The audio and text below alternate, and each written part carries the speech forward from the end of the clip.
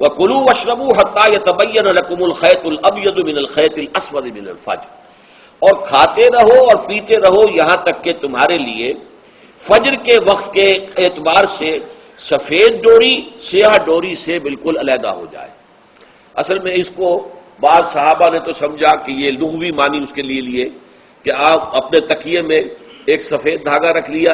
اور ایک کالا رکھ لیا، اور دیکھتے رہتے تھے جب یہ سفید اور کالا علیحدہ علیحدہ نظر آنے لگے تو پھر روزے کا رکھنے کا وقت شروع ہو چکا اور اب کھانا پینا بند کر دیا جائے۔ فرمایا گیا یہ مراد نہیں ہے، یہ جب پاؤں پھٹتی ہے تو اس کے اندر ایک سفید سی لکیر جو ہے افق کے اوپر آتی ہے، یہ ہے مراد کہ وہ جو سفید لکیر ہے وہ ظاہر ہو جائے اور وہ رات کے اختتام کا گویا کہ ایک اعلان اور علم بن جائے۔ تو وَكُلُوا وَاشْرَبُوا، اب اس کی جو ہے بڑی تاکید کی گئی ہے،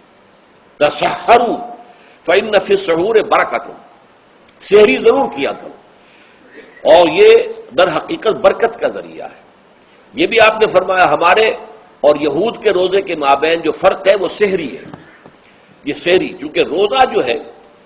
وہ فجر سے لے کر اور غروب آفتاب تک ہے، طلوع آفتاب سے نہیں، فجر سے، جبکہ وہ سفیدہ سحر جس کو ہم کہتے ہیں نمودار ہو جائے۔ طلوع آفتاب کا بھی 1.5 گھنٹے بعد ہوگا کہیں جا کے، لیکن اس وقت جو ہے روزہ شروع، غروب آفتاب پر ختم۔ اس حوالے سے اس سے پہلے کھانا پینا، اور اس میں بھی فرمایا گیا کہ بعض لوگ بہت زیادہ احتیاط کرتے ہیں، وہ صحیح نہیں ہے، اس لیے کہ فجر کے لیے اذان جب دیتے تھے تو اس میں بعض حضرات ذرا جلدی کرتے تھے۔ حضور نے فرمایا کہ نہیں، دیکھو یہ ذرا جلدی کر دیتے ہیں،